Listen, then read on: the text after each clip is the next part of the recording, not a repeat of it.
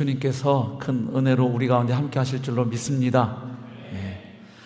우리 함께 하나님 말씀 마가복음 5장 25절로 34절 말씀 읽고 잠시 기도하고 하나님 말씀 함께 나누겠습니다. 신약 성경 마가복음 5장 25절에서 34절 말씀. 이제 초면이 아니니까 어제 하루 뵀으니까 저하고 성도님들하고 한 절씩 교독하고 마지막 절 함께 읽으면 좋겠습니다. 제가 먼저 25절을 읽겠습니다. 12해를 혈루증으로 앓아온 한 여자가 있어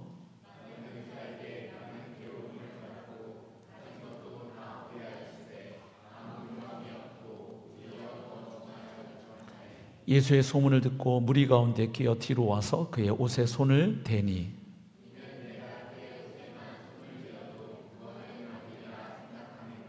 이에 그의 혈루 근원이 곧 마름에 병이 나은 줄을 몸에 깨달으니라.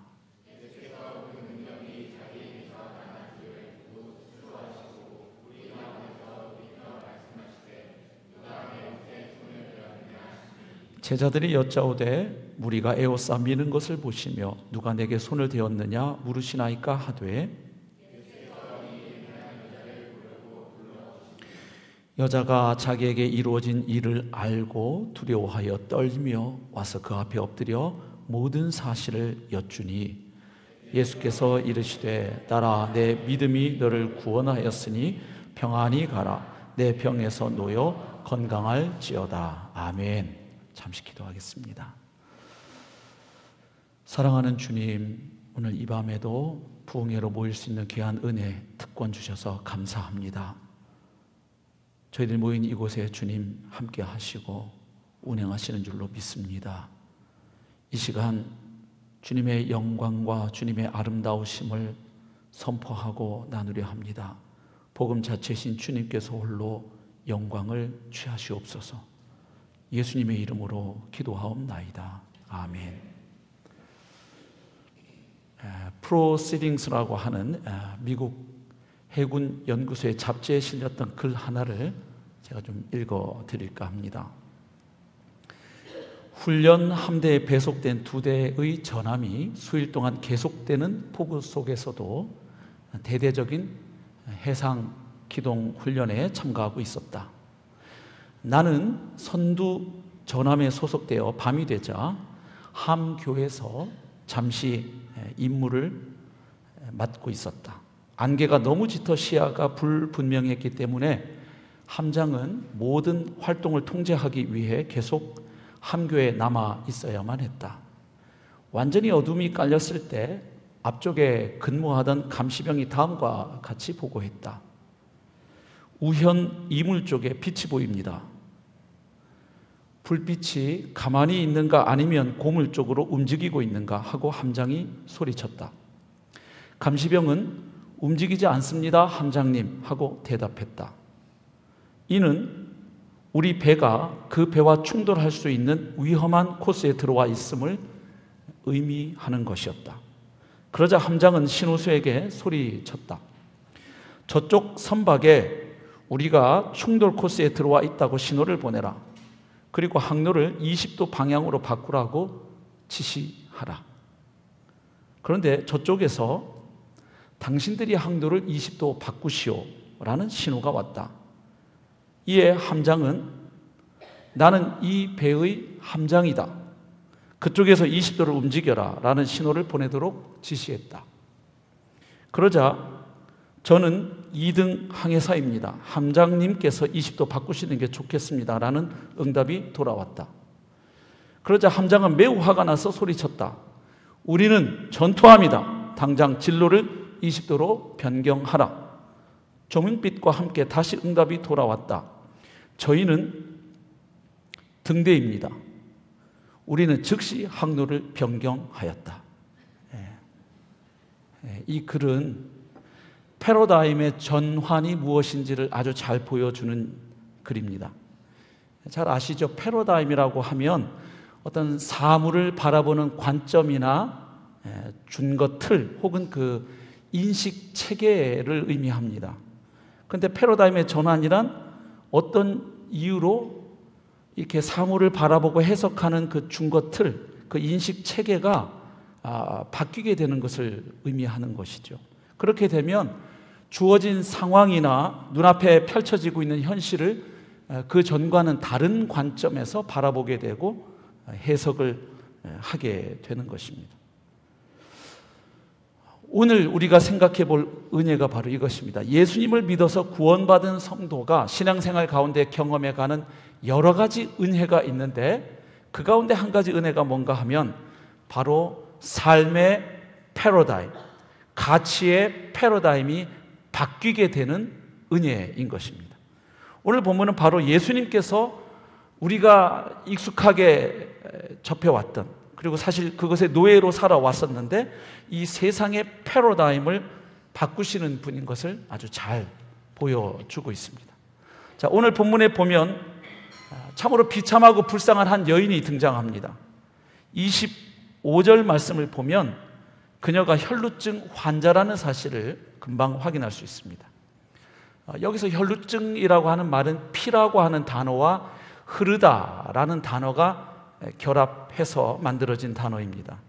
근데 이제 헬라 원문으로 성경을 읽어보면 혈루증이라고 하는 그 병명을 콕 찍어서 기록하고 있지 않고 그녀는 피의 흐름 가운데 있었다, 이렇게 기록이 되어 있습니다.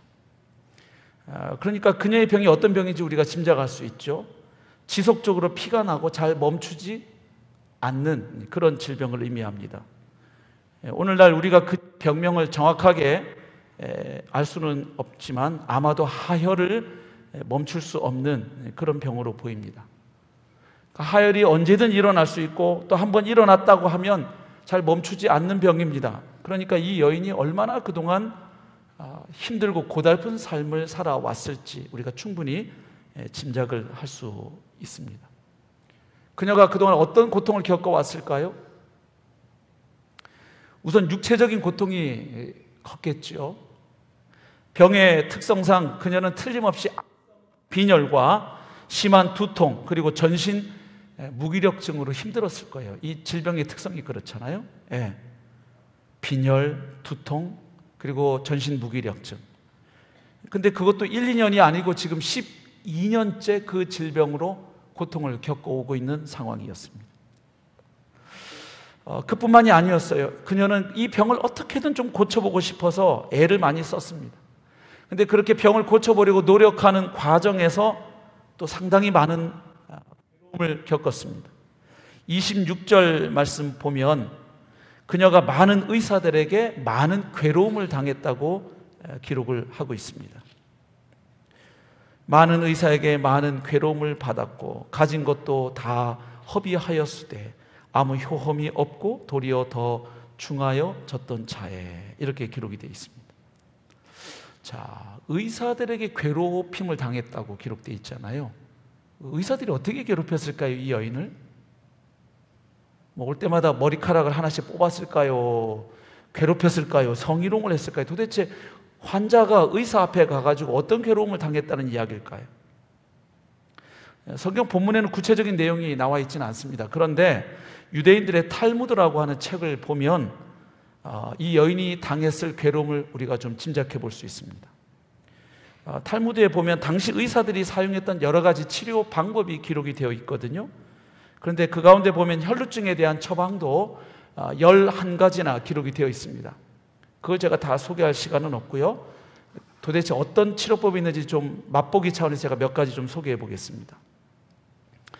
우선 은동전 크기만한 알렉산드리아의 끈적한 즙과 황산 알루미늄과 선인장 즙을 적당히 섞은 다음에 거기다 술을 넣고 혈루증 환자에게 마시게 하라. 뭘 마시게 하라고 했죠?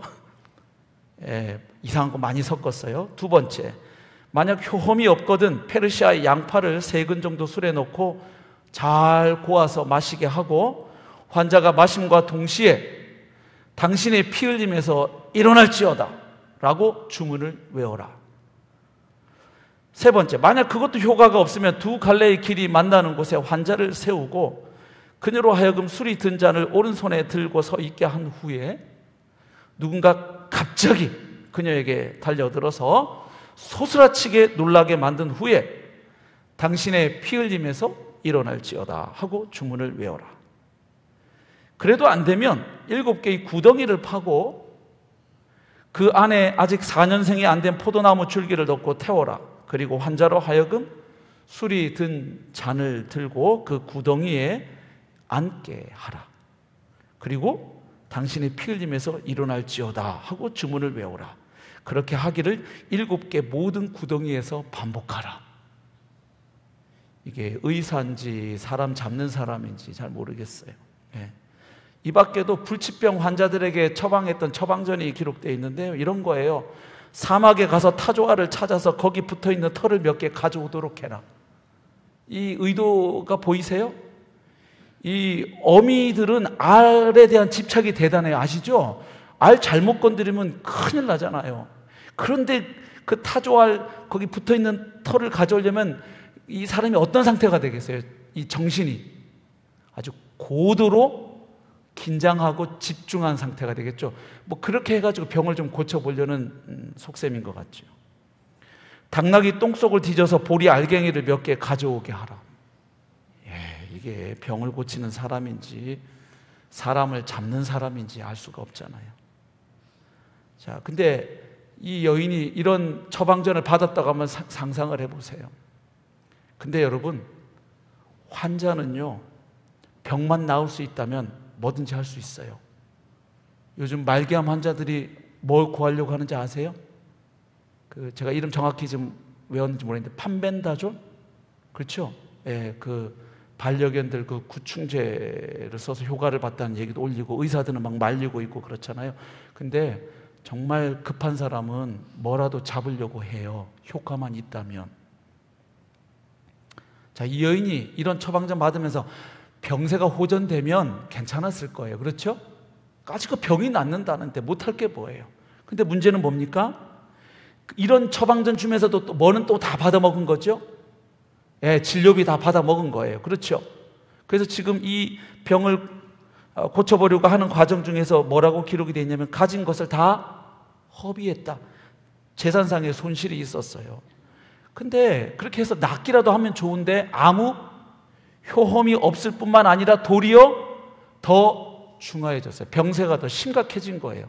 돈은 다 날리고요. 얼마나 이 여인이 괴로웠겠습니까?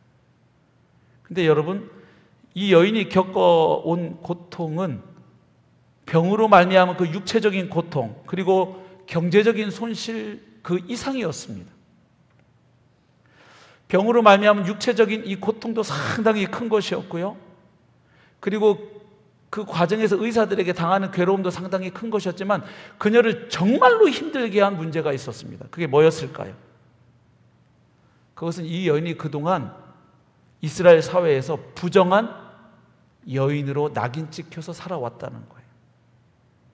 레위기 15장에 보면 유출병에 대한 규례가 기록되어 있습니다. 이 유출병이라고 하면 몸에서 뭔가가 이 진액 같은 것이 이렇게 흘러나오는 병을 의미하죠. 근데 그 레위기 15장 보면 2절에서 유출병에 대한, 그러니까 몸에서 뭐 피나 진액 같은 것이 흘러나오는 그 사람을 어떻게 규정하냐면 부정한 자라고 규정을 해요. 예, 부정한 사람이다. 깨끗하지 못한 사람이다. 그리고 나서 무려 31절까지 유출병에 대한 다양한 그 규례들을 언급합니다. 그 뭐 내용을 다 소개할 수는 없고 한마디로 말하면 이런 내용입니다. 유출병 환자가 앉았던 자리 어떻게 될까요? 부정해집니다. 유출병 걸린 사람이 누웠던 곳 부정해집니다. 유출병 환자가 만나서 악수했거나 만난 사람 부정해집니다. 유출병 걸린 사람이 만진 물건 어떻게 될까요? 부정해집니다. 근데 여기서 부정하다는 것은 단순히 위생상 부정을 말하는 게 아니에요. 이 레위기에서 말하는 부정함이라고 하는 것은 하나님 앞에 부정한 사람, 즉 종교적이고 제의적인 의미가 깔려 있어요. 그러니까 하나님 보시기에 깨끗하지 못한 사람이다, 이런 의미죠. 그래서 다른 여인들이 들어갈 수 있는 그 성전 뜰에도 이 여인은 나아갈 수 없는 거예요. 하나님으로부터 말하자면 뭐 소외된, 버림받은 사람으로 여겨지는 여인이었습니다. 물론 사람들로부터도 격리당하고 왕따를 당하는 삶이었죠. 그러니까 그동안 이 여인은 부정한 사람으로 규정되고 낙인 찍혀서 여지껏 살아온 거예요. 몸도 아프죠. 돈도 까먹죠. 근데 그거보다 더 슬픈 건 뭐예요? 나는 하나님으로부터도 버림받았다. 얼마나 힘들었겠습니까?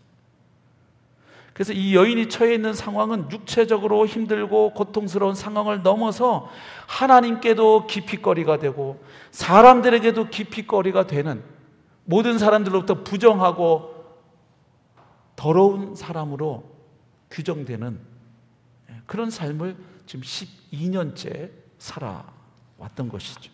한마디로 소망 없는 인생이 그녀의 삶이었습니다. 그런데 어느 날 이 여인에게 예수님에 대한 소문이 들려왔습니다. 참으로 놀라운 소식이었습니다. 예수라고 하는 그분은 수많은 병자들을 고쳐주셨다는 거예요. 귀신도 쫓아내셨다는 거예요. 그리고 심지어는 자연 현상도 그분은 다스렸다는 거예요. 뭐 여러 가지 이야기를 들었겠지만 그녀의 귀에 번쩍 들리는 소식 하나가 있는데, 그것은 예수님께서 얼마 전에 나병 환자도 고치셨다는 이야기였어요.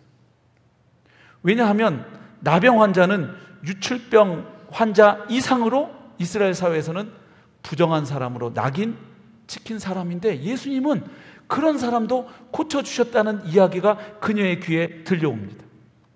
그리고 더 놀라운 건 그분은 그 고쳐주시면서 자기를 괴롭혔던 의사들처럼 돈 안 받는다는 거예요.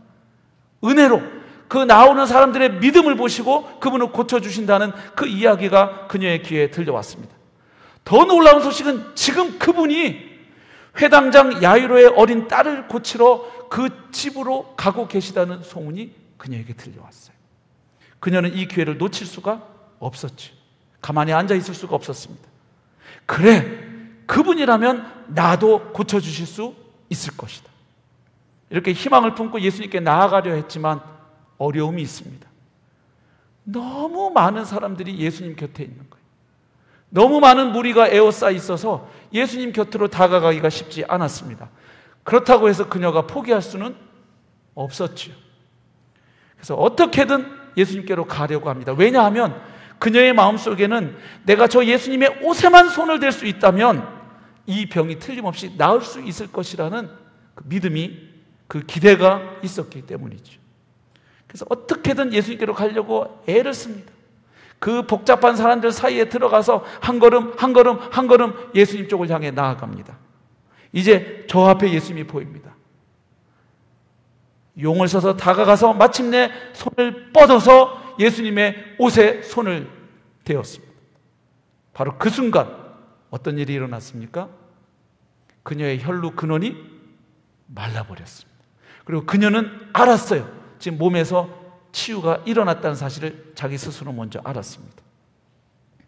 자, 사랑하는 성도 여러분, 12년 동안 그녀를 지긋지긋하게 괴롭혀왔던 이 고통, 이게 요즘 저희 문맥에서 읽으면 12년 동안 고생 많이 했겠는데, 어떻게 보면 그녀는 평생일 수도 있습니다. 왜냐하면 이 질병의 특성상 사춘기 이후에 발병했을 거거든요. 근데 당시의 평균 수명이 40에서 50 사이예요. 그러니까 사춘기 지나서 이 병이 생겨서 12년을 알아왔다 그러면 짐작이 되죠. 이 여인이 그동안 거의 어떤 평생을 살아왔는지는 알 수 있어요. 자, 그런데 지금 그 병이 드디어 나았다는 것을 깨닫는 순간 이 여인이 어떻게 하고 싶었을까요?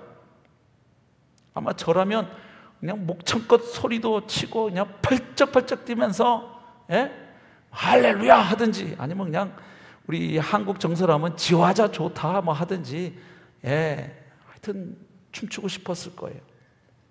근데 그녀는 그렇게 할 수가 없지요. 왜입니까? 자기가 예수님께 나와서 예수님의 옷에 손을 댄 것은 다른 사람들이 아무도 모르게 은밀하게 이루어진 일이었기 때문에 역시 마무리도 은밀하게 끝내야 했던 것입니다. 그래서 그 여인은 조용히 그 자리를 떠나가려 했지요. 그런데 그 순간 예수님께서 갑자기 뒤를 돌아보십니다. 그리고 물으십니다. 누가 내 옷에 손을 대었느냐? 왜냐하면 예수님은 자신에게서 능력이 빠져나간 것을 스스로 아셨기 때문이죠. 자, 예수님께서 누가 내 옷에 손을 대었느냐 이렇게 물으실 때 이 여인의 마음이 어땠을까요? 얼마나 놀랐겠어요. 일이 꼬였다. 근데 그 순간 도우미들이 나섰어요. 누구죠? 제자들입니다. 제자들이 예수님께 말하죠. 아니 선생님, 지금 이렇게 많은 무리가 에워싸 미는 걸 보시면서 아니 이런 난리통에 누가 내 옷에 손댔냐고 물으시면 주님 너무 까도남 아니세요?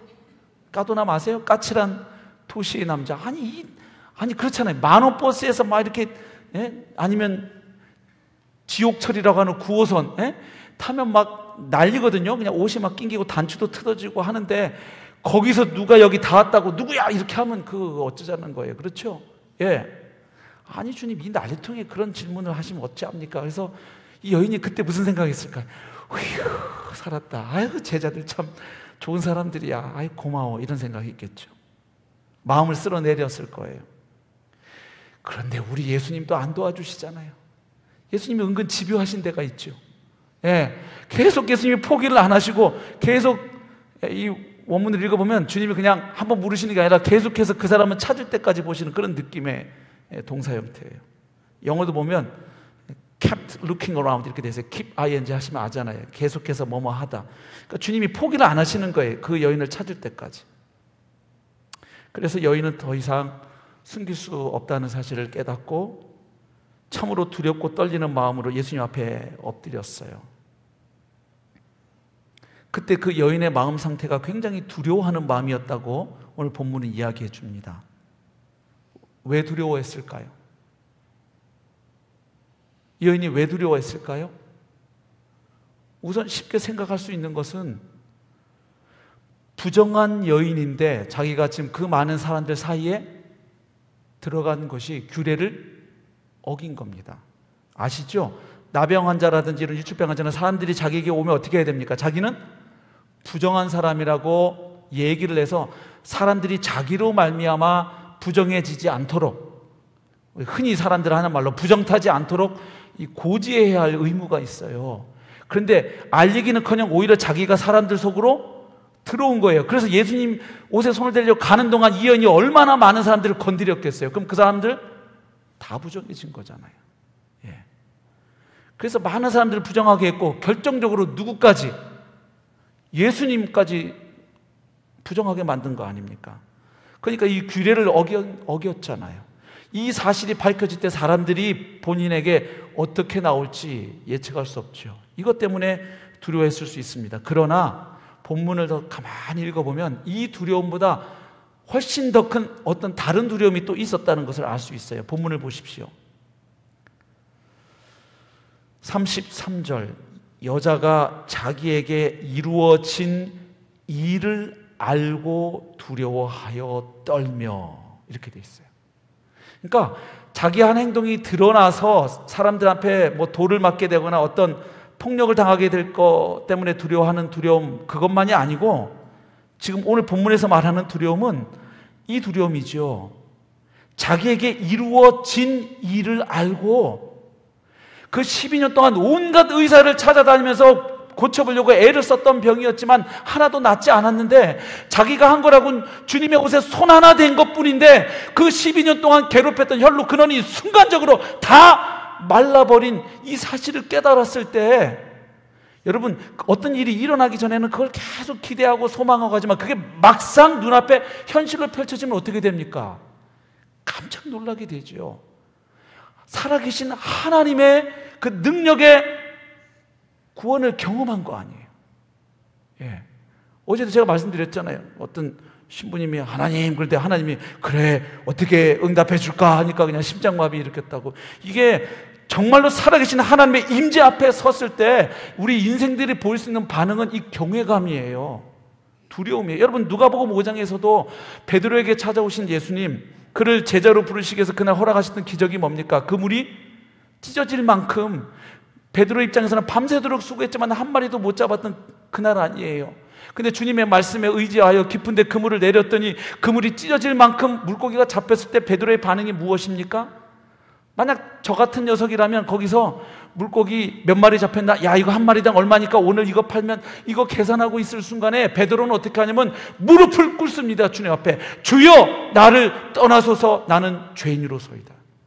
원래 그런 거예요. 우리 피조물인 인생이 살아계신 하나님의 임재 앞에, 현존 앞에 서면 나의 죄인됨이 보이는 거예요. 두려움이. 이사야서에 보면 이사야서도 그 성전에 가득한 하나님의 영광 앞에 압도당했을 때 화로다 나여 망하게 되었도다. 내가 입술이 부정한 백성 중에 거하면서 살아계신 만군의 하나님 여호와를 배웠음이로다. 그렇죠. 막연히 하나님에 대해서 우리가 많은 지식을 가지고 있지만 정말로 하나님이 역사하시는 현장 앞에 딱 서면 이런 두려움이 생기는 것이죠. 예. 여러분 생각을 해보십시오. 호랑이를 그림책에서 본 아이하고 애니메이션으로 호랑이 본 아이하고 동물원에 가서 하는 호랑이 본 아이하고 아니면 숲속에서 정말로 호랑이하고 맞닥뜨렸다가 살아나온 사람하고 호랑이에 대한 느낌이나 그 호랑이에 대해서 말할 때 같을 수가 없는 거예요. 예. 하나님은 살아계신다, 하나님은 역사하신다, 하나님은 오늘도 다스리고 통치하신다, 알죠. 그러나 그 하나님이 역사하는 현장 앞에, 그리고 내가 그분의 그 구원의 대상이 되었을 때 올라오는 경외감이 있다는 거죠. 그래서 지금 이 여인은 그런 두려움 때문에 주님 앞에 무릎을 꿇습니다.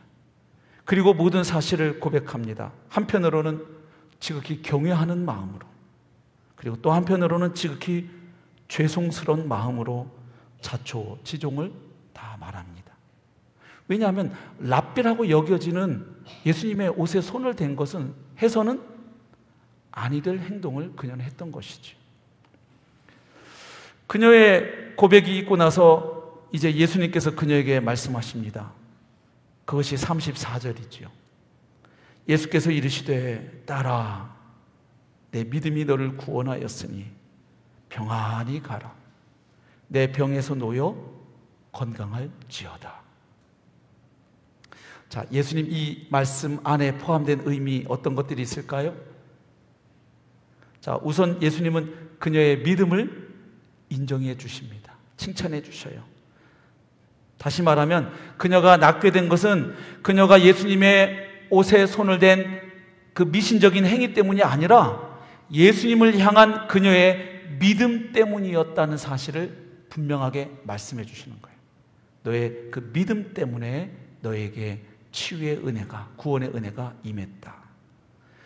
그리고 예수님은 그녀가 이제는 하나님의 사랑받는 자녀, 하나님의 구원의 은총을 경험한 자녀가 되었다는 사실을 선언해 주시는 거예요. 다시 말하면 육체의 질병만 나은 것이 아니라 그녀가 하나님의 구원받은 딸이 되었다는 사실을 선언해 주십니다. 그걸 어떻게 할 수 있느냐면 예수님께서 그녀를 어떻게 부르시죠? 딸아, 이렇게 불러요. 여러분, 예수님 총각이었어요. 예수님 장가 가신 적이 없죠? 자식도 없어요. 그런데 예수님이 이 여인을 향해서 딸아 하는 말은 예수님 딸이 아니, 무슨 얘기예요? 너는 하나님의 사랑받는 딸이다. 네. 그녀가 하나님의 사랑받는 자녀임을 선언해 주셨죠. 그리고 그녀에게 놀라운 축복을 선언해 주십니다. 주님 뭐라고 말씀하시냐 하면 평안히 가라. 여기서 평안이라는 말은 헬라어로 에이레네인데 히브리어로 보면 샬롬입니다. 샬롬. 잘 알고 계시겠지만 샬롬은 단순히 그냥 걱정거리가 없고 마음이 평안한 상태를 의미하는 단어가 아니에요. 샬롬이란 단어는 하나님과의 올바른 관계 속에서, 창조주 하나님과의 올바른 관계 속에서 누리게 되는 전인적이고 총체적인 회복과 구원을 뜻하는 단어예요. 하나님과의 관계가 원만하고 동료 사람들과의 관계가 원만하고 우리가 살아가는 이 삶의 터전, 이 자연 만물 환경과도 물질과도 관계가 두루 원만한 상태를 가리켜서 샬롬 이렇게 이야기합니다. 그리고 예수님은 그녀의 치유를 확실하게 선언해 주시죠. 네 병에서 놓여 건강할지어다. 앞으로 건강한 삶을 살아가라고 축복해 주시는 겁니다. 자, 예수님 지금 갈 길도 바쁘신데 왜 이런 행동과 말씀을 하셨을까요? 지금 예수님께서 그녀의 말씀을 들으시는 시간, 그리고 그녀의 말하자면 간증이죠. 간증이 있고 나서 주님이 이런 말씀할 때 그때 그곳에서 가장 애가 탔던 한 인물이 있었을 겁니다. 누굴까요? 누구죠? 회당장 야이로죠. 잘 아시는 것처럼 오늘 본문의 이 사건은 이 마가복음에서 자주 즐겨 쓰는 샌드위치 기법으로 기록된 본문이에요. 아시죠? 지금 회당장 야이로의 딸이 죽어가고 있다는 이야기를 듣고 지금 주님이 그 집에 가고 계시던 도중에 일어난 사건입니다. 그러니까 생각을 해보십시오. 아니, 병 나았으면 빨리 가셔야 되는데 주님이 누구냐, 누가 내 몸에 옷에 손을 댔냐 이러고, 뭐 또 여자가 뭐 주님 이러고 저러고 제가 주님 뭐 이런 얘기하고, 그래도 나 이럴 때 지금 누가 속이 타겠어요? 야이로죠. 아이고 주님, 저기서 시간 끌면 내 딸 죽는데 지금 1초가 급한데 빨리 가셔야 되는데 저 양반 왜 이렇게 시간 끌지? 얼마나 속이 탔겠어요. 네. 근데 주님은 아시는지 모르시는지. 네. 자, 주님이 왜 이렇게 하셨을까요? 우선 주님은 그녀의 삶을 전인적으로 회복시켜 주시는 것이죠.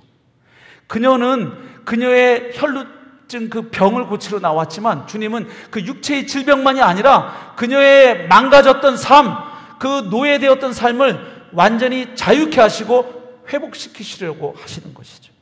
그래서 많은 사람들 앞에서 이 여인이 더 이상 부정한 여인이 아니고 하나님의 사랑받는 존귀한 딸이라는 사실을 선언해 주시는 거예요.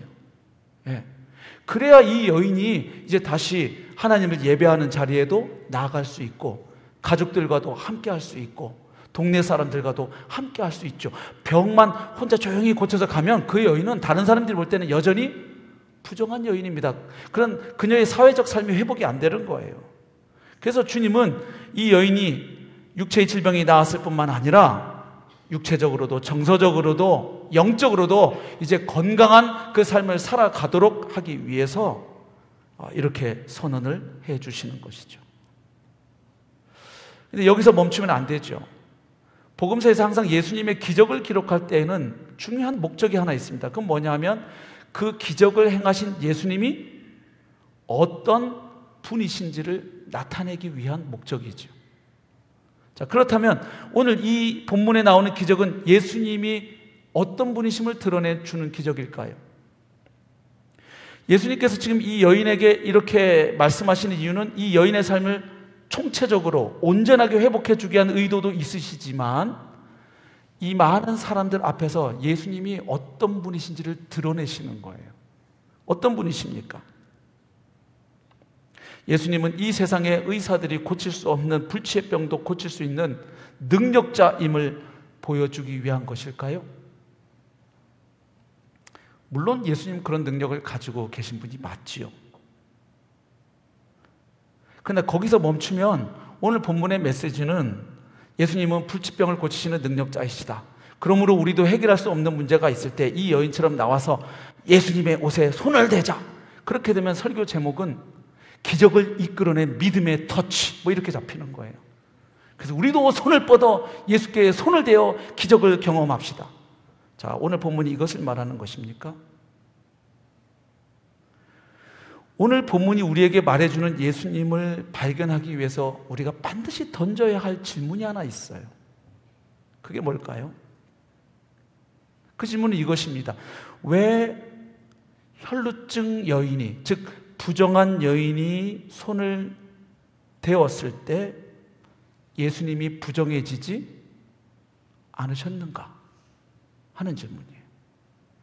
당시 유대인의 상식선에서, 그리고 이 여인이 그동안 살아오면서 겪었던 삶에 비추어 보면, 그 경험에 비추어 보면 오늘 어떤 일이 일어나야 합니까? 예, 당연합니다.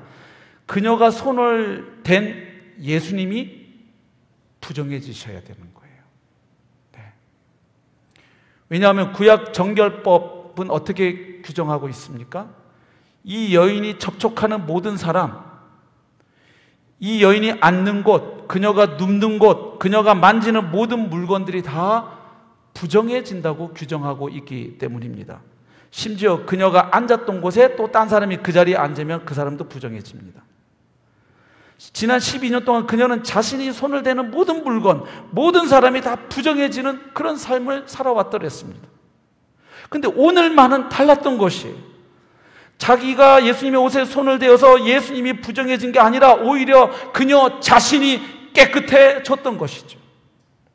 다시 말하면 구약의 율법이 규정하고 있는 정결과 부정에 관한 법칙이 깨어진 상황이에요. 유대 사회에서 이런 일은 불가능했던 일입니다.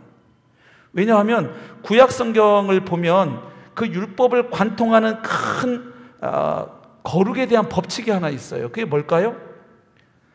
깨끗한 것과 깨끗하지 못한 것, 정한 것과 부정한 것이 만나게 되면, 접촉을 하면 어떻게 된다? 정한 것이 부정해진다는 대원리가 있어요.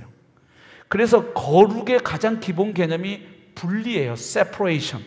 뭐냐 하면 부정한 것들로부터 분리되는 것이 거룩의 가장 기본 컨셉이에요. 그래서 이런 정결법의 원리를 잘 보여주는 본문이 학개서 2장입니다. 여기 학개서 2장 1절 이하에 보면 학개 선지자가 제사장들에게 정결에 대한 아주 가장 기본적인 질문 두 가지를 던지고 있습니다. 첫 번째 질문은 뭐냐면 이것이죠. 거룩한 고기가 있는데 이 고기가 다른 물건에 이렇게 딱 닿게 되면, 자, 거룩한 고기로 인해서 이 물건이 정결해지겠느냐, 아니면 그 물건으로 인해서 거룩한 고기가 부정해지겠느냐. 이거 교회사 연구에 보면 이런 신앙 논쟁이 실제로 있었어요. 이렇게 파리가 그 성찬용 포도주에 빠지면 파리로 인해서 이 포도주가 더러워졌느냐, 포도주로 인해서 파리가 거룩해졌느냐, 이런 거 갖고 막 논쟁하고 있었어요. 러시아가 그 제정국가 때 망할 때 종교인들이 그딴 거 가지고 논쟁하고 있었어요. 천사가 남자냐 여자냐 중성이냐 뭐 이런 거 가지고. 근데 아무튼 여기 지금 학개 선지자가 질문을 던지는데 답이 정해져 있어요. 뭐냐면 거룩한 고기가 부정해진다는 답입니다. 그 다음에 선지자가 두 번째 질문을 던지는데 이런 질문입니다. 시체를 만진 사람이 어떤 물건을 만지면 그 물건들은 어떻게 되겠느냐? 역시 답이 정해져 있어요. 부정해진다는 거예요. 학개 선지자가 이 질문 던지는 의도가 있지요. 이스라엘 너희가 부정하기 때문에 모든 것이 부정하다, 지금 그 말을 하려고 질문을 하고 있습니다만은, 적어도 여기서 정결법을 이해할 수 있는 원칙을 발견하는 거예요. 뭐냐면 정한 것과 부정한 것이 만나 접촉하면 정한 것이 부정해지는 결과를 초래하는 거예요. 그러면 이 원리에 따르면 지금 예수님과 이 여인인데, 예수님과 이 여인의 접촉이 일어나면 어떤 일이 생겨야 돼요? 이 예수님이 부정해지는 결과를 낳아야죠. 그런데 오히려 예수님 때문에 이 여인이 깨끗해지는 결과가 생긴 거예요. 지금 오늘 본문 사건은. 그러면 예수님은 구약의 율법과 정결 규례를 깡그리 그냥 무시하는 분이어서 이런 일을 행하셨을까요? 그냥 구약 율법은 그냥 송두리째 다 무시하는 분입니까, 예수님은? 그렇지 않죠. 그걸 어떻게 할 수 있습니까? 예수님이 지금 구약 율법을 부정하고 파괴하시는 장면이 아닙니다. 왜냐하면 구약의 정결법에도 보면, 규례를 보면 예배 조항이 딱 하나 있어요. 출애굽기 29장 36절 37절 말씀을 제가 읽겠습니다. 매일 수송아지 하나로 속죄하기 위하여 속죄제를 드리며 또 제단을 위하여 속죄하여 깨끗하게 하고 그것에 기름을 부어 거룩하게 하라. 너는 이레 동안 제단을 위하여 속죄하여 거룩하게 하라. 그리하면 지극히 거룩한 제단이 되리니 제단에 접촉하는 모든 것이 거룩하리라. 자, 정결한 것과 부정한 것이 만나면 정결한 것이 부정해지는 원칙이 정결법의 대원칙인데, 구약에도 이미 깨어지는 상황이 하나 있어요. 어떤 겁니까? 그 어린 양의 피로, 속죄 제물의 피로 말미암아 거룩해진 제단, 그 제단에 물건이 닿게 되면 그 제단으로 말미암아 그 물건들이 어떻게 된다고요? 거룩해지는 원리입니다. 근데 왜 이것이 가능하냐면 이 제단이 무엇으로 거룩해졌기 때문입니까?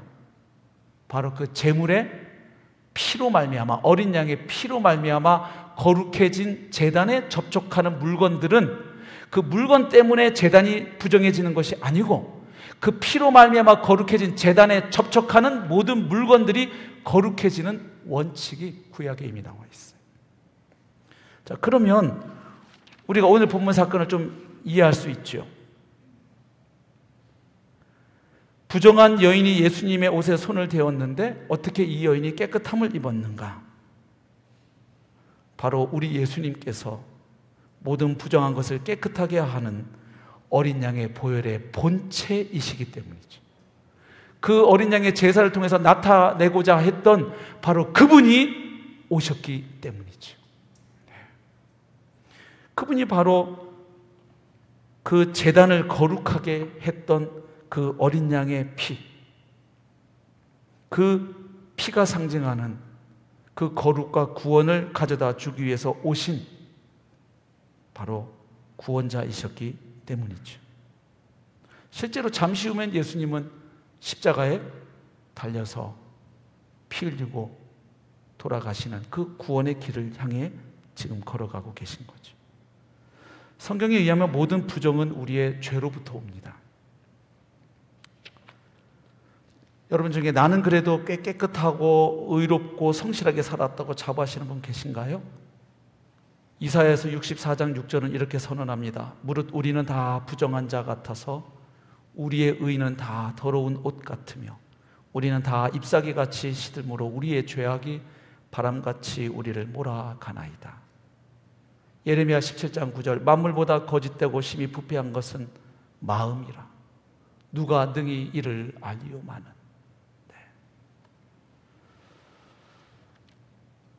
결국 오늘 본문에서 발견하는 예수님은 유대인들이 가지고 있던 이 정결과 부정의 법칙을 뛰어넘는, 그들이 가지고 있던 그 종교적 규례의 패러다임을 뛰어넘는, 그들의 패러다임을 바꿔버리시는 분이 그들 가운데 오셨다는 것을 보여줍니다. 예수님은 세상의 방식과 이 세상 종교의 방식과는 완전히 다른 패러다임을 통해서 우리를 구원하신 구원자이십니다. 그렇죠. 예수님은 자신을 완전히 내어주심으로 우리를 구원하셨습니다. 그리고 내어주시고 희생하시고 섬김으로 그분이 만유의 주이심을, 만왕의 왕이심을 드러내셨어요.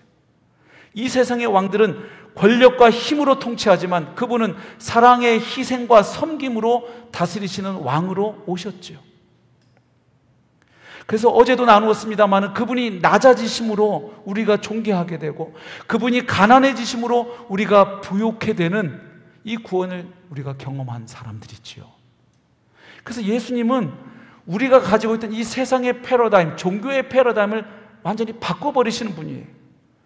예수 그리스도를 통한 이 구원의 은혜, 그 복음의 은혜를 한번 생각해 보십시오. 여러분, 복음을 설명하는 방식이 많죠. 하나님 나라라는 큰 틀에서 설명할 수도 있고, 십자가를 통한 속죄의 복음으로 설명할 수도 있고, 믿음을 통해서 의롭게 됐다는 이신칭의의 범주를 설명할 수도 있고, 복음을 다양하게 설명할 수 있지만 어떻게 복음을 설명하든 그 복음의 핵심에 반드시 들어가는 핵심 요소가 세 가지가 있습니다. 이것은 복음서를 읽어보아도 마찬가지고 바울 서신을 읽어도 마찬가지인데, 복음이 복음되려 하면 이 세 가지는 빠지면 안 됩니다. 첫 번째가 뭐냐면 예수 그리스도의 성육신입니다. 하나님이 오래전부터 약속하셨던, 심지어는 창세기 3장 15절 여자의 후손으로 오시는 메시아를 약속하신 이후 아브라함의 후손으로 오시고 유다 지파에서 오시고 다윗의 후손으로 오시는, 그리고 인자 같은 이로 오시고 멜기세덱과 같은 영원한 대제사장으로 오시는 그 메시아, 모세와 같은 선지자로 오시는 그 구원자, 다윗과 같은 왕으로 오시는 그 구원자, 그 약속하셨던 하나님의 아들이 드디어 이 땅에 오셨다는 성육신, 하나님의 아들이 인간의 모습으로 자기를 비워 종의 형체로 우리에게 오신 예수 그리스도의 성육신. 두 번째는 그렇게 이 땅에 오신 구원자가 우리를 대신하여서 십자가에서 피 흘려 죽으셨다는 대속의 십자가, 그리고 그분이 사망 가운데 계속 계시지 아니하고 말씀하셨던 대로 사망을 정복하고 다시 살아나셨다는 예수 그리스도의 부활. 이 세 가지는 반드시 들어가야 합니다. 맞죠? 물론 복음을 더 크게 총체적으로 보면 이게 다는 아니죠. 부활하신 주님이 승천하셨고, 그리고 약속하신 보혜사 성령이 오셔서 우리가 새 언약의 백성으로 실제로 살아갈 수 있도록 해주시는, 왜냐하면 구약에서 바라본 새 언약은 하나님의 법이 우리 마음에 새겨져서 하나님의 법을 지킬 수 있도록 하는 거거든요. 예레미야 31장, 에스겔서 36장, 37장 보면, 그럼 그 하나님의 법이 우리 마음에 새겨지려면 성령이 오셔야 되죠. 예. 그래서 성령이 오신 것도 복음이고, 그리고 약속하신 대로 주님이 다시 오셔서 그 영원한 하나님의 나라 천국이 완성되는 것도 복음이고, 그래서 예수님의 재림까지, 그리고 완전한 하나님 나라의 그 성취까지 가야 되겠지만, 그러나 적어도 복음의 핵심을 이야기할 때 빠져서는 안 되는 게 세 가지예요. 예수 그리스도의 성육신, 예수 그리스도의 십자가의 대속, 그리고 부활. 그런데 이 복음의 세 핵심 요소가 보면 전부 세상 종교의 패러다임을 다 바꿔버린다는 사실이죠. 여러분, 예수 그리스도의 성육신에서 나타나는 복음의 속성이 무엇입니까? 위에서 아래로 임하는 속성입니다. 하나님과 동등하신 분이 그 영광스러운 보좌를 포기하시고 이 땅에 내려오심으로 우리에게 구원의 길이 열렸어요. 그래서 성육신에 나타난 복음의 속성은 위에서 아래로, 즉 영어로 표현하면 upside down이에요. 그래서 위에서 아래로 옴으로 우리에게 구원이 이루어졌기 때문에 이 구원의 은혜를 입은 하나님의 백성들 사이에서는 세상의 가치에 대한 역전, 뒤집어지는 역사가 일어납니다. 예. 그 전에 우리가 가지고 있던 부, 권력, 명예에 대한 가치관이 뒤집어지는 거예요. 그래서 이 구원의 은혜를 입은 사람들 사이에서는 세상에서 을로, 병으로, 정으로 취급받던 사람들이 그리스도 안에 들어오면 하나님 앞에서 존귀한 자들로 대접받는 하나님의 백성 공동체, 대한 공동체가 생겨나는 것이, 할렐루야.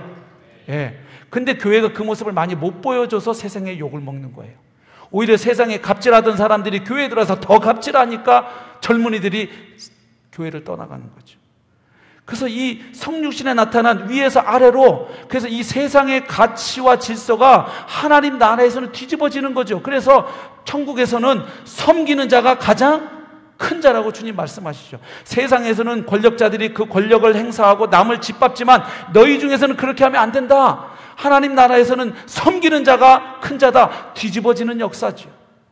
왜 그러냐면 성육신 때문에 그래요. 하나님이신 그분이 인간 되어 오심으로, 그것도 가장 낮고 비천한 말구유에서 태어나심으로 구원의 역사가 시작됐기 때문입니다. 그래서 이 구원의 은혜를 깨달은 사람들 사이에서는 세상의 가치에 대한 이 기준들이 바뀌어지는 거예요. 왜냐하면 그 전에는 나를 설명해 주는 게 이런 것들이었어요. 이 세상은 우리에게 이렇게 세뇌시켜 왔어요. 네가 끌고 다니는 자동차 배기량이 너를 말해준다. 네가 살고 있는 아파트 평수, 아파트 브랜드가 너를 말해주는 거야. 네가 졸업한 학교의 최종 학교 졸업장이 너를 말해주는 거야. 네가 받는 연봉의 동글뱅이 숫자가 너를 말해주는 거야. 세상이 우리에게 강요해온 이데올로기예요. 근데 예수 그리스도 안에서 구원받고 나면 이제 내가 나일 수 있는 것은 그리스도 때문이에요. 고린도전서 1장 30절 말씀처럼 그리스도가 하나님께로부터 나와서 우리에게 지혜와 의로움과 거룩함과 구원함이 되셨으니, 그러니까 이 복음의 은혜를 깨닫는 사람은 이제 나를 설명하는 게 더 이상 과거의 그 나를 포장해줬던 그게 아니에요. 그래서 바울이 이 진리를 깨달았기 때문에 내가 옛날에 자랑거리로 여겼던 것들 다 이제는 뭘로 여긴다? 배설물로 여기고. 왜? 그리스도 예수를 아는 지식이 내게 가장 고상하기 때문에 내가 그 안에서 발견되려 한다. 아멘. 예, 세상의 가치를 바꾸는, 패러다임을 바꾸는 거죠. 예수님의 십자가 대속의 복음은 어떤 복음의 속성을 가지고 있습니까? 안에서 밖으로, inside out이죠. 세상의 종교의 패러다임은 뭐냐 하면 네가 네 행동을 바꾸고 뭔가 적선을 하고 뭘 하면 그 공로와 정성이 받아들여지고 쌓여서 뭔가 신이 너에게 복을 주든 구원을 주든 할 거 아니겠느냐는 논리예요. 맞죠? 네가 열심히 새벽 기도하면, 주일 성수하면, 정한수 떠놓고 새벽마다 빌면, 네가 뭐뭐뭐 하면 그 결과로 구원이 오든 축복이 오든 기도 응답이 오는 패러다임이에요. 그러나 복음은 반대예요. 우리가 죄인이고 원수 되었을 때 하나님이 자기들 예수 그리스도를 내어주심으로 이제 그분을 믿는 자를 은혜로 구원해 주시는 것이 복음입니다. 복음은 조언이나 충고나 잔소리가 아니고 기쁜 소식이에요. 이미 그리스도 안에서 행하신 하나님의 구원 사건을 선포하는 기쁜 소식이 복음이란 말입니다. 그래서 이 십자가를 통해 나타나는 복음의 속성은 내 바깥을 바꾸어서 구원에 가는 게 아니라 주님의 은혜로 받은 그 구원, 그 은혜로 인한 감사와 기쁨 때문에 이제는 순종하게 되고 내 행동에 변화가 오는 패러다임이에요. 완전히 달라요. 바깥을 자꾸 바꾸는 거예요. 종교는 내 외모를 바꾸고 행실을 바꾸고, 그러나 복음은 우리의 심령을 할례받은 심정으로 바꾸어서 그리스도의 법에 순종케 하는 것이죠. 그리스도의 부활은 어떤 속성을 가지고 있습니까? 미래에서 현재로죠. forward back이에요. 여러분, 주님의 부활은 장차 사망이 정복될 것을 보여주는 첫 열매예요. 아멘? 예수 안에 있는 우리도 그 부활에 참여할 것을 보증해주는 첫 열매일 뿐만 아니라 정말로 주님이 약속하셨던 것처럼 주님이 다시 재림하셔서 완전한 하나님의 나라가 완성될 때 그 나라에는 더 이상 사망이나 곡하는 것이나 애통하는 것이나 슬픔이 없는 완전한 하나님의 나라가 회복될 것에 대한 선취적 사건인 거예요. 그것이 미리 보여진 거예요. 죽음이 주님 앞에 무릎을 꿇었다 이 말이에요. 그래서 예수 그리스도의 부활은 죽음을 죽여버린 사건이에요. 앞으로 그런 일이 일어날 것을 역사 가운데 하나님이 예수 그리스도를 통해 행하여 놓으신 일이죠. 다른 살아나는 일은 부활이 아니에요. 나사로 살아나왔다가 또 죽었어요. 그래서 전승에 의하면 나사로가 무덤에서 나온 다음에 예수님에게 물었던 첫 번째 질문, 예수님 저 또 죽습니까? 네. 사실은 잘 모르겠어요. 나중에 나사로한테 만나면 물어보십시오. 네. 그건 소생이라고 말하지 부활이 아니에요. 주님의 부활은 영원히 죽지 아니할, 썩지 아니할 새로운 새 창조의 역사가 부활인 것이죠. 아멘. 예. 그래서 이 부활을 통해서 우리가 발견하는 것은 미래에 그것이 너무나 확실하다는 것을 예수님의 부활을 통해서 우리가 보기 때문에 예수님의 부활은 모든 것을 믿을 수 있게 하는 확실한 증거라고 사도 바울이 사도행전 17장에서 선언하죠. 예. 그래서 이 부활의 복음을 깨닫는 사람은 미래의 관점에서 오늘을 봅니다. 그래서 우리가 이 땅에 살면서 육체를 가지고 살면서 겪는 고통, 또 뭔가 사별할 때 이 상실, 아픔이 있어요, 우리 인생들에게. 그러나 이 아픔에 완전히 압도당하거나 주저앉지는 않습니다. 왜? 미래가 이미 보장되어 있기 때문입니다. 그래서 그 미래를 보면서 오늘을 살아가는 거예요. 말하자면 오늘 하루하루가 쌓여서 미래를 만들어가는 삶도 있지만 그리스도인들은 이미 결론난 미래를 보고 오늘을 살아가는 자입니다. 아멘. 여러분, 옛날에 그 유명한 권투 선수 홍수환 선수가 막 이렇게 다운 몇 번 당했잖아요. 근데 그 결론을 모르고 보면 어떻습니까? 다운될 때 아이고 게임 끝났네. 그러나 나중에 홍수환 선수가 KO로 이긴 다음에 전화해갖고 엄마 나 챔피언 먹었어, 그걸 끝을 알고 보면 지금 다운되는 그 과정도 완전한 패배로 여겨지지 않아요. 왜? 좀 있으면 일어날 거거든. 얘가 일어나서 저 선수를 빡 KO 치는 걸 안단 말이에요. 성도가 그런 거예요. 우리가 살면서 우울할 때도 있고 슬플 때 있고 낙심할 때 있어요. 그러나 우리는 결론을 아는 사람들이에요. 할렐루야. 그 미래의 관점에서 오늘을 해석하고 오늘의 이 고통 가운데도 하나님이 함께 하심을 믿고 최종 결론을 향하여 믿음으로 이 순례의 길을 걸어가는 자가 하늘 백성인 것이지요. 예. 그래서 이렇게 볼 때 복음은 이 세상의 이데올로기와 이 세상의 종교가 우리에게 가져다 주었던 패러다임을 바꿉니다. 그래서 여러분, 제가 마지막 몇 문장만 얘기하고 말씀을 맺겠습니다. 내가 종교로 살아가는 자인지 복음으로 살아가는지 한번 돌아보십시오. 종교는 이런 패러다임이에요. 나는 순종한다. 그러므로 용납받는다. 복음으로 사는 사람은 이렇게 말합니다. 나는 그리스도 안에서 이미 용납받았다. 그러므로 나는 순종한다. 종교의 패러다임은 이렇게 말합니다. 순종하는 동기가 뭐냐 하면 두려움과 불안입니다. 계속 내가 하나님 말씀 안 들으면 내가 아마 사업이 망할 거야. 이러다가 다리 몽둥이가 하나 부러질지 몰라. 예, 이래서 순종해요. 아, 주일날 예배 안 드리고 골프 치러 가면 벼락 맞아 죽을지도 모르지. 뭐 이렇게. 그러나 복음으로 사는 사람은 그 순종하는 동기가 감사와 기쁨이에요. 예. 순종하는 이유도 종교로 사는 사람은 하나님께 무언가를 받아내기 위해서입니다. 딜하려고 하는 거예요, 하나님께. 그러나 복음으로 사는 사람이 순종하는 이유는 하나님, 그분을 사랑하는 그분을 더 알기 위함이에요. 하나님을 기뻐하고 닮아가는 것이 그 이유예요. 상황이 잘못되고 꼬일 때 종교로 살아가는 성도는 하나님 아니면 자신에게 분노합니다. 왜? 내가 꽤 열심히 살고 열심히 예배드리고 큐티하고 헌금도 하고 봉사도 했는데 상황이 잘못되면 하나님을 향해 분노합니다. 저 열심히 했는데 왜요? 왜? 이렇게 돼요. 근데 내가 예배도 잘 안 드리고 빼먹고 큐티도 요즘 잘 안 했고 성경 통독도 안 하고 그러면 누구를 향해서 비난합니까? 아휴, 내가 이럴 줄 알았다. 내가 요즘 신앙생활 개판치니까 이런 일이 생기지. 아이고, 이러니까 사업이 잘 될 리가 있겠어. 하나님 아니면 자신에게 분노해요. 그러나 복음으로 사는 사람은 상황이 잘못될 때 인간이기에 씨름을 합니다. 그러나 이런 상황과 훈련을 허락하신 하나님께서 이 시련 속에서도 나와 함께 해주실 것이고 결국 합력하여 선을 이루실 것을 믿습니다. 그리고 하나님의 사랑을 의심하지 않습니다. 하나님이 나를 사랑하시는데 이런 상황을 주셨을까 생각하지 않아요. 왜냐? 십자가를 통해서 이미 하나님의 사랑은 확증되었기 때문이에요. 아들을 내어줄 만큼 사랑하시는 아버지가 나에게 이런 어려운 상황을 주셨다면 이런 상황 가운데 하나님이 나를 통해 어떤 영광을 받으실까? 무엇을 또 나로 하여금 배우게 하시고 나를 더 성숙시키실까? 생각이 글로 가요. 하나님 아직도 나를 사랑하십니까? 이렇게 가지 않아요. 왜? 그 사랑은 의심할 수 없는 사랑이에요. 아들을 내줬는데 거기다가 대놓고 더 큰 사랑을 보여달라고 어떻게 우리가 말할 수 있어요? 남한테 비난당할 때 종교로 사는 사람은 격노하거나 무너집니다. 왜냐하면 자기를 지탱시켜주는 그 아이덴티티, 나는 좋은 사람, good man, nice man, 착한 사람이라는 자아상이 나한테 굉장히 중요한 것인데 그게 다 와르르 무너져 내렸기 때문이에요. 그러나 복음으로 사는 사람은 남한테 비난을 받을 때, 오해를 받을 때 괴롭지요. 씨름을 하지요. 그러나 내가 반드시 모든 사람들에게 착한 사람, 좋은 사람으로 보여야만 한다고 생각하지 않아요. 왜?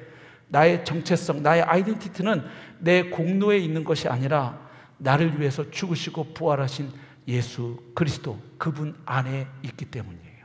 네. 나의 자아상이 종교를 사는 사람은 양극단 사이에서 오가죠. 내가 정해놓은 기준대로 잘하고 있으면, 성경도 잘 읽고 있고 기도도 열심히 하고 목장 모임도 잘 가고 교회 봉사도 잘하고 있으면 자신감을 갖고, 그리고 나처럼 살지 못하는 사람을 보면서 아휴 저게 집사라고, 아이고 잡사지, 남을 비난하게 됩니다. 그리고 내 기준만큼 내가 못 해낼 때에는 겸손해지기도 하지만 자신감도 뚝 떨어져요. 그러나 복음으로 사는 사람은 나의 자아상이 나의 도덕적 성취에 근거하지 않아요. 왜? 나는 어차피 머리부터 발끝까지 죽어마땅한 존재적 죄인이었단 말이에요. 그런 나를 하나님께서 은혜로 구원해 주신 것이고, 그리고 구원해 주신 뒤에도 내 힘으로 살려가면 나는 여전히 실패할 수밖에 없는 바로 연약한 자임을 알기 때문이에요. 그럼에도 불구하고 내가 또다시 포기하지 않고 일어설 수 있는 것은 내 안에 그리스도께서 사시기 때문에. 그래서 이제 복음으로 사는 자의 삶은 나는 죽고 예수 생명으로, 예수의 죽음과 부활에 연합되어 예수 생명으로 살아가는 자가 나의 아이덴티티이기 때문에 낙심될 때마다 나의 정체성은 끊임없이 예수님 그분에서 찾는 것이죠. 시간이 되어서 말씀을 맺겠습니다. 오늘 본문에 나타난 예수 그리스도, 바로 우리에게 익숙한 이 세상의 패러다임, 종교의 패러다임을 초월하시고 바꾸시는 분입니다.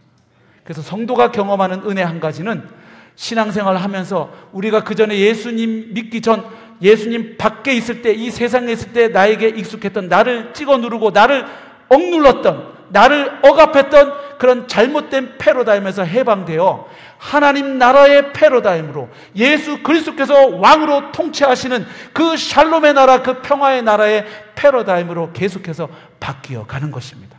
그 패러다임으로 나를 보고 옆에 있는 지체를 보고 또한 불신자들을 보는 것입니다. 한 해 동안 복음 안에서의 패러다임으로 끊임없이 변화되고 표처럼 성장해 가시는 귀한 사랑빛는 교회 성도님들 다 되시기를 주님의 이름으로 축복합니다.